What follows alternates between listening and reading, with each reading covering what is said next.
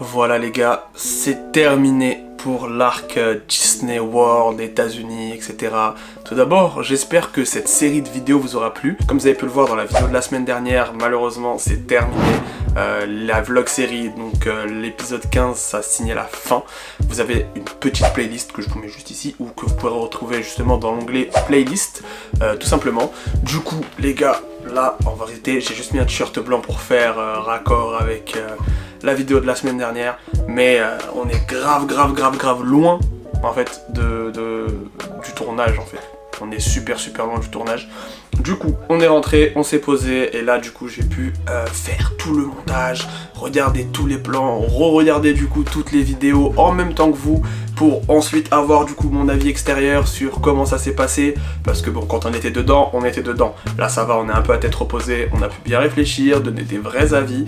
Du coup aujourd'hui, on va se poser. Ça fait longtemps qu'on n'a pas fait une petite vidéo posée comme ça, où on parle face caméra tous ensemble. Là du coup je vais vous parler, on va dire, de la globalité de ce que j'ai pensé de ce séjour à Walt Disney World, même si bon, vous l'avez vu dans la dernière vidéo que pour moi c'était des vacances incroyables, mais je vais plutôt vous parler de ce que j'ai pensé en réalité, parc par parc, et pourquoi je les classe numéro 1, numéro 2, numéro 3, numéro 4.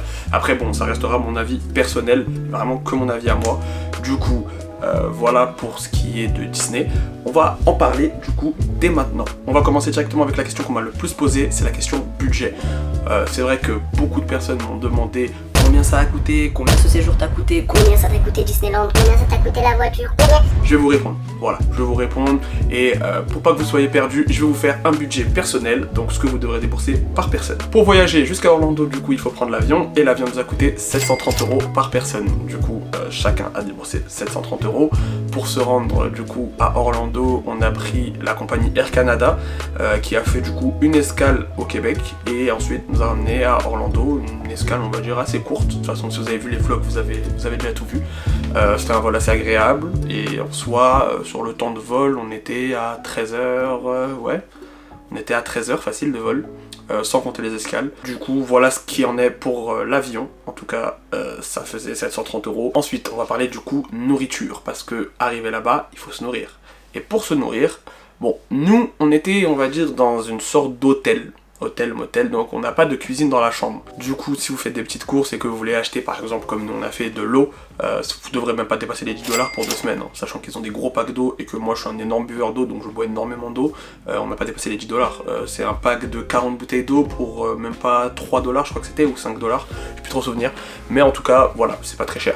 Ensuite, nous on a fait que manger dehors, donc comme vous avez pu le voir, on a fait petit déjeuner, et la plupart du temps on faisait petit déjeuner, repas du soir, petit déjeuner, repas du soir. Si vous comptez, du coup, en vérité, petit déjeuner, repas du soir, et si vous mangez par exemple le midi, ça peut varier, mais nous on faisait petit déjeuner, repas du soir, et quelquefois on mangeait le midi, ce qui faisait, allez, à peu près 40 $ par personne, par jour, hein. 40 $ par personne et par jour. Si on compte en réalité vraiment, voilà quoi, on mange, allez, un petit déjeuner en extérieur, par exemple au Denny's. Ensuite on va manger, allez, un petit grignotage à Disney, une petite frite ou voilà quoi. Et le soir on se fait un repas style burger, pizza ou autre, hein, comme vraiment comme vous le souhaitez. On n'a pas dépassé les 40 $ par jour. Ensuite on va parler logement. Donc logement, comme je vous ai dit, on a pris, en fait c'est une sorte de chambre dans une sorte de motel. Je n'arrive vraiment pas à expliquer comment c'est. Ça c'est Cam qui a trouvé tout ça sur Airbnb.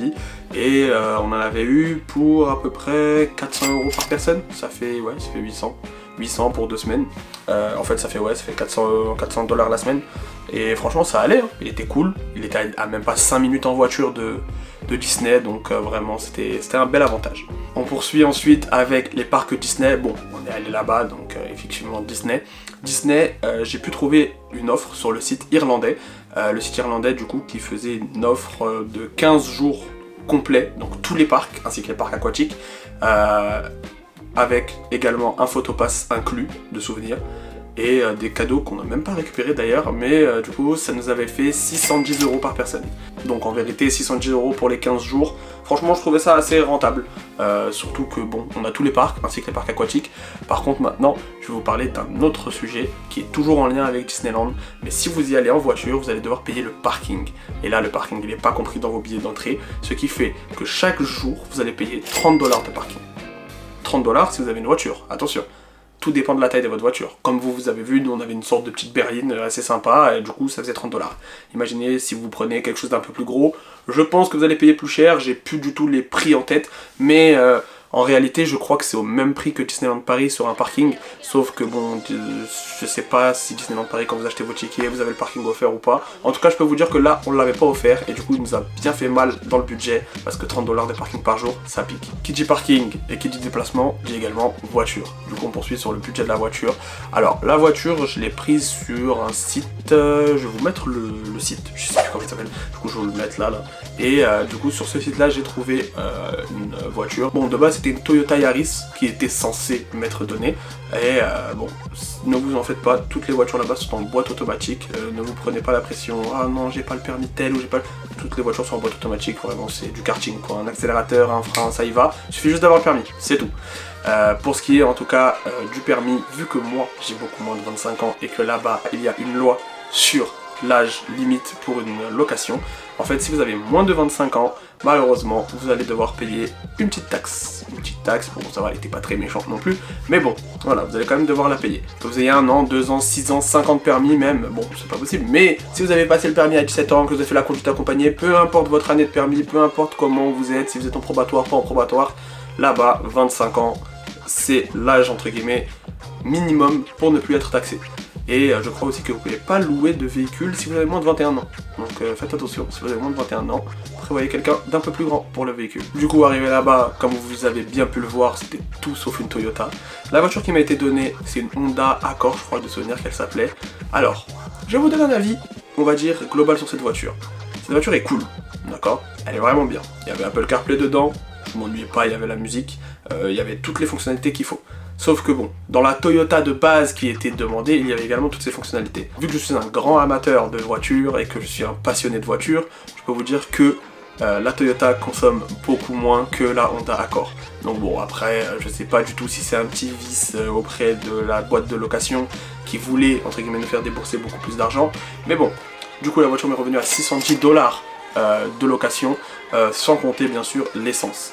L'essence en réalité, bon, sur 15 jours j'ai dû aller faire plusieurs pleins, sachant qu'on a beaucoup bougé en voiture, qu'à un moment je suis allé jusqu'à la plage, la plage elle était vraiment super loin, du coup bon je me suis tapé facile 230 km, du coup ça a consommé, il fait chaud, il y a la clim, ça consomme, l'ambiance, la musique, ça consomme, du coup vous doutez bien, j'ai fait 70 $, donc en vérité parce que l'essence là-bas est beaucoup moins chère, hein, mais je me suis fait en tout 70 $ d'essence. En tout, vraiment en tout, sur 2 semaines, 70 $ d'essence, donc en vérité ça va, bien sûr ça va, c'est pas non plus, mais bon, 70 $ sur 2 semaines c'est quand même beaucoup, et je dis ça va mais c'est quand même beaucoup.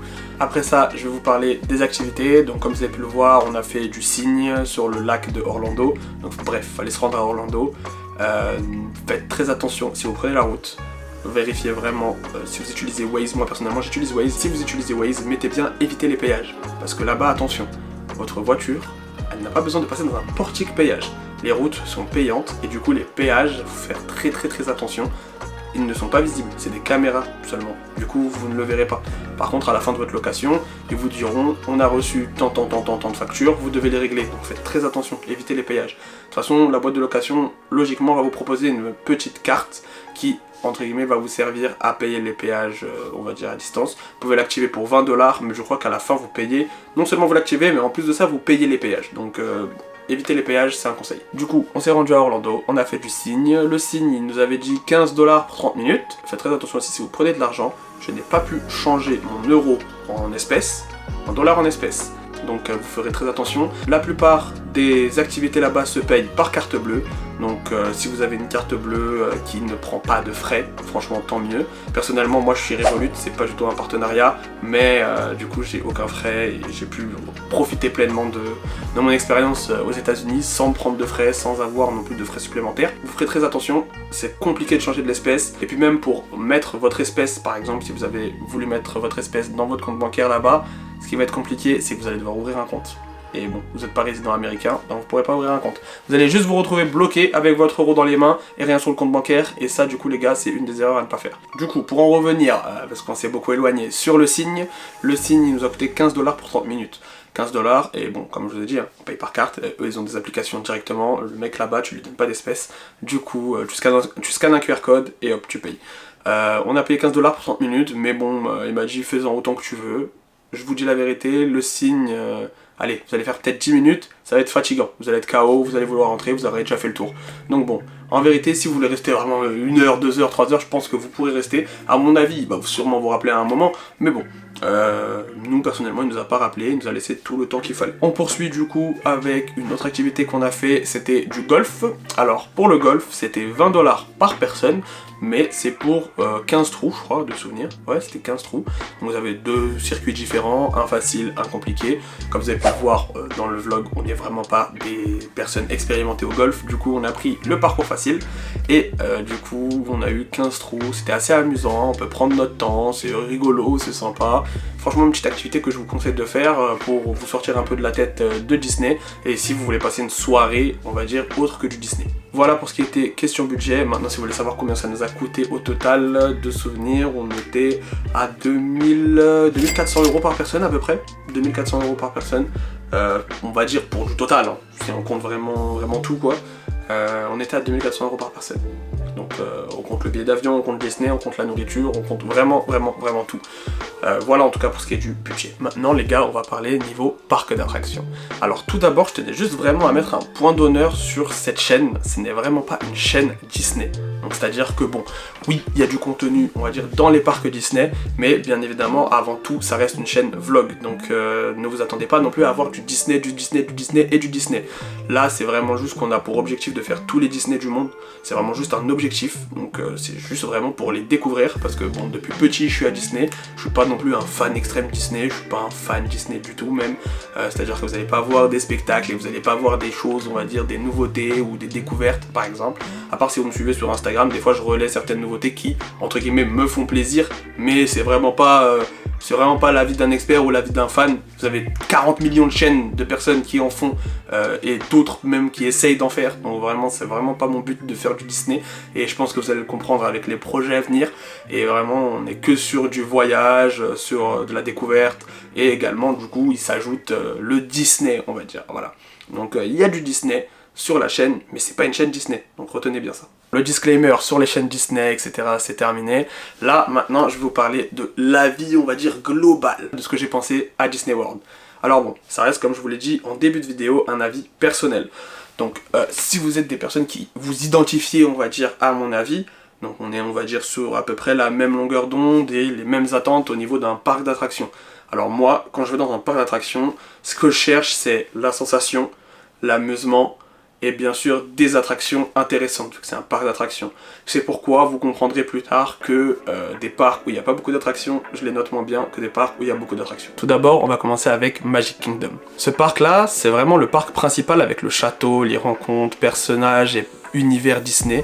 Vous retrouverez pas mal d'attractions pour petits et grands, même si bon, je vais vous dire la vérité, la taille là-bas n'avait pas vraiment l'air d'exister. Chaque attraction est cool, mais pas non plus à forte sensation. On se rapproche plus du côté enfantin, même Space Mountain là-bas est, on va dire, enfantin et vraiment pas comme à Disneyland Paris. Et comme vous aurez pu le constater, il m'a vraiment déçu. Le parc est assez grand et il propose la même variété de land que le parc principal à Disneyland Paris. D'ailleurs, si vous avez l'habitude d'aller à Disneyland Paris, vous serez vraiment pas perdu à Disney World. Après, comme vous vous en doutez, mes attentes à moi, c'était la sensation et l'amusement. Heureusement que ce parc remonte sa note grâce à l'attraction Tron. Et oui, pendant tout le vlog, je me suis trompé en disant Tron. Mais bon, Tron, c'est Tron, voilà, je suis juste un peu débile parce que j'avais jamais vu le film avant et là du coup quand je suis rentré à Paris j'ai vu le film et maintenant je sais comment ça se dit. D'ailleurs ce sera la seule attraction dans ce parc qui mélangera vitesse et sensation, donc je vous conseille vraiment d'aller la faire si vous allez là-bas. Petit disclaimer, si vous voulez faire Tron, l'attraction Tron, si vous l'avez vu dans les vlogs du coup, vous aurez compris, mais il faut réserver à l'avance. Donc quand vous venez sur le parc le matin, attention, préparez-vous sur l'application de Disney World à réserver votre place, parce que c'est des files d'attente virtuelles. Et bon courage pour avoir une place. Les spectacles nocturnes, quant à lui, il a su bien m'émerveiller et m'a même laissé sans voix. Un parc d'attractions dans sa globalité que j'ai placé en 3e position de mon classement personnel. Comme je vous l'ai dit dès le début, c'est mon classement personnel. Donc je l'ai placé numéro 3 et voilà pourquoi. Maintenant, on va parler d'Hollywood Studios. Ce parc, il n'a rien à voir avec celui qu'on a en France. Il nous ramène vraiment dans le côté Hollywood de Los Angeles. Sa place principale qui fait référence directement à la place des étoiles, je sais plus comment ça s'appelle, qui est du coup à Los Angeles, ce qui nous met bien dans son univers. On y trouve des attractions assez sympas et super drôles à faire entre amis ou en famille. Il y a également un peu plus de sensations car vous y retrouverez le célèbre Hollywood Tower Hotel ou encore le Rock'n'Roller Coaster qui malheureusement pour moi était fermé. Mais c'est pas tout, car dans ce parc il y a tout plein de spectacles et de rencontres personnages amusants. Il y a également sa célèbre zone thématique Star Wars du nom de Galaxy Edge, avec son célèbre Faucon Millennium qui a su m'émerveiller avec les attractions les plus magnifiques que j'ai pu faire là-bas. Ensuite, vous pourrez également trouver le Toy Story Playland qui lui du coup a son thème enfantin et Toy Story. Malheureusement dans ce parc là j'ai pas pu faire le feu d'artifice, donc du coup je ne sais vraiment pas à quoi s'attendre. J'ai vu quelques vidéos mais bon je sais pas du tout s'il est toujours d'actualité ou non. Donc bon, je vais pas donner mon avis sur le feu d'artifice vu que je ne l'ai pas fait. Malgré que je n'ai pas fait ce feu d'artifice, ça ne change pas sa place du coup qui est numéro 1 à mon classement personnel. Et du coup vous comprendrez si vous regardez les vlogs, c'est le parc que j'ai le plus fait et du coup le plus amusant on va dire pour moi. Maintenant direction la savane avec Animal Kingdom. Animal Kingdom c'est un tout petit parc. C'est un parc qui ferme beaucoup plus tôt que tous les autres, mais cette fermeture est justifiée au fait que ce parc soit constitué de vrais animaux, tout comme un zoo. Vous pourrez retrouver des spectacles avec des perroquets en plein air et même y rencontrer des tigres. Vous pourrez aussi faire de belles balades au sein de la savane africaine en faisant le Kilimanjaro Safari qui vous fera une balade au sein des animaux en liberté. Maintenant, on va passer le côté animaux, parce que bon, Animal Kingdom, c'est vraiment le côté animal. Maintenant, j'ai envie de vous parler plus des attractions. Du coup, oui, dans ce parc, il y a le fameux World of Pandora, les attractions Avatar. Alors là, les gars, je vous raconte pas. Juste le décor déjà, il vous met dans une ambiance. C'est vraiment indescriptible. Dans ce World Pandora, il y a deux attractions sur le thème de Avatar. Une qui est particulièrement nulle pour ma part, je vous laisserai voir pourquoi dans le vlog numéro 4, mais également du coup une attraction qui est à ma foi la plus immersive possible dans le monde d'Avatar. On continue du coup le côté attraction et on s'y dirige vers le mont Everest où on peut y découvrir la fameuse attraction qui part en arrière avec le Yeti qui nous attaque, qui est vraiment pour moi une attraction qui m'avait fait vraiment plaisir parce que enfin de la sensation, du plein air et de la vitesse, c'est tout ce qui me manquait. Et il y aura aussi plein de petits trucs sympas à faire sur le parc, notamment des photos avec des animaux et des petits spectacles que malheureusement je n'ai pas fait. Je les ai vus mais je ne l'ai pas fait. Ce parc là, je l'ai placé dans mon classement personnel en numéro 2. Numéro 2 pourquoi ? Numéro 2 tout simplement parce que l'immersion était incroyable avec des attractions incroyables et comme je vous l'ai dit au début, je cherche l'immersion et des attractions. Dans un parc d'attractions, c'est tout ce qu'il me faut. Maintenant, je vais terminer les avis sur les parcs avec Epcot. Epcot, quant à lui, ça a été du coup vraiment un parc d'attractions au même style que Europa Park, donc un parc qui essaie de vous faire le tour du monde.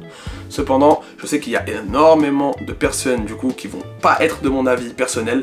Je me suis gardé Epcot pour la fin parce que je pensais sincèrement, pour pas me spoiler, que dans ce parc là il y allait avoir énormément d'attractions. Comme vous aurez pu le voir du coup au vlog de Epcot, je suis arrivé à Epcot en disant qu'il y allait avoir pas mal d'attractions. Je ne m'étais pas spoil sur le parc, je ne savais vraiment pas à quoi m'attendre. En réalité ça s'est retrouvé être une balade autour du monde. Sur des landes qui référencent du coup certains pays dans le monde et ces landes sont entre guillemets représentées et du coup respectées avec les personnes vivant vraiment dans les pays respectifs. C'est-à-dire que si vous allez côté français, vous allez retrouver du coup un staff avec des cast members français. Si vous allez au Mexique, vous allez retrouver du coup des cast members mexicains, etc. etc. etc. Du coup, voilà en tout cas pour ce qui est de Epcot, qui du coup lui m'a vraiment déçu et que j'ai mis en place numéro 4, donc tout en bas de mon classement des parcs d'attractions. Parce que malheureusement, voilà, je cherchais vraiment des attractions. Après, bien sûr, il y en a. Notamment, du coup, le célèbre Cosmic Rewind qui, lui, du coup, a été, personnellement, mon attraction préférée. C'est bon, je me suis enfin décidé. Cosmic Rewind, ça a été ma préférée. Entre Tron et Cosmic Rewind, il y avait le fight, mais c'est bon. Cosmic Rewind, c'est ma préférée. Donc bon, Epcot, il a quand même Cosmic Rewind, qui est l'attraction sur les Gardiens de la Galaxie, et qui du coup est assez impressionnante, et franchement, voilà quoi. Au même titre que Tron, du coup, c'est des files d'attente virtuelles, donc réservez bien votre passage dans la file d'attente virtuelle. Vous aurez du coup 2 chances pour la file d'attente virtuelle, donc si vous voulez la faire du matin, vous devez vous connecter à entre 8h et 9h je crois de souvenir, mais bon, il faut être sur le parc pour pouvoir réserver, et après du coup vous avez votre deuxième chance à 13h, et ça pour les 2 attractions. Dans ce parc là, il y avait également Frozen Ever After, donc l'attraction Reine des Neiges. En vérité, elle est bien faite. Genre, j'ai eu un avis désastreux dans le vlog, parce que voilà, j'étais, on va dire, un peu en colère avec ce qui s'était passé. Mais ça reste quand même une bonne attraction. Et du coup, bah, je vous la conseille, même s'il y a énormément d'attentes. Ou alors, vous attendez un petit peu et elle sera disponible à Disneyland Paris en 2025. Du coup, à Epcot, il y a également un feu d'artifice qui est, ma foi, super beau. Bon, au début, j'ai vraiment trouvé ça exceptionnel. Après, quand du coup j'ai vu celui de Magic Kingdom, j'étais obligé du coup de faire passer le feu d'artifice, donc Happily Ever After, avant du coup celui de Epcot. Même si bon, celui d'Epcot est quand même pas mal, donc je vous conseille vraiment de rester jusqu'à la fin de la journée et regarder ce feu d'artifice. Donc voilà pour ce qui est des classements des parcs d'attractions. Donc en numéro 1 on a Hollywood Studios, en numéro 2 on a Animal Kingdom, en numéro 3 on a Magic Kingdom et en numéro 4 on a Epcot. J'ai pas intégré Typhoon Lagoon au parc d'attractions parce que bon c'est un parc aquatique et c'est quand même un parc aquatique exceptionnel. Je vous conseille vraiment de le faire et je sais que du coup il y a un autre parc aquatique qu'on n'a pas pu faire parce que en fait il s'échange. Donc en fait Typhoon Lagoon est ouvert en été et l'autre parc est ouvert en hiver. Du coup bon j'ai pu faire qu'un seul parc. Mais bon. Typhoon Lagoon dans tous les cas, c'est vraiment le top du parc aquatique. Il y a des parcs aquatiques meilleurs, certes, mais je m'y suis bien amusé pour un parc aquatique Disney quoi. Du coup voilà. Du coup dans l'avis global, on va dire, de ce voyage, vous avez pu le voir du coup à la vidéo de la semaine dernière, c'était vraiment un voyage exceptionnel. Découvrir les États-Unis en commençant par Orlando pour la première fois de sa vie, c'est vraiment quelque chose on va dire d'incroyable. Là-bas les gens sont ouverts et c'est vraiment on va dire une ville où vraiment c'est le top du top quoi. Après voilà, il y a d'autres villes que je ferai prochainement, sûrement, même certainement, si du coup le temps nous le permet bien évidemment. Là on va attaquer un nouvel arc parce que du coup la vlog série c'est terminé. On va se faire du coup une nouvelle session de vidéo. Bien évidemment c'est pas terminé. Là la vlog série c'est terminé parce que du coup bah c'est la fin du voyage. On reprendra d'autres formats. Je vous spoil pas non plus, vous allez les découvrir. Venez me suivre du coup sur Instagram parce que c'est là où vous allez découvrir les prochains projets qui sont en train d'être mis en place. Là pour le moment, certains projets sont mis en pause pour des raisons personnelles et vous les comprendrez sûrement un peu plus tard.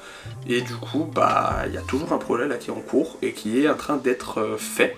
Je vous dis pas lequel, vous allez le découvrir très prochainement si vous êtes abonné à cette chaîne bien évidemment. Bien sûr, n'oubliez pas le petit like pour la vidéo, de s'abonner, activer la cloche, parce que bon, si vous voulez rien rater des prochaines aventures, il faut toujours activer la cloche.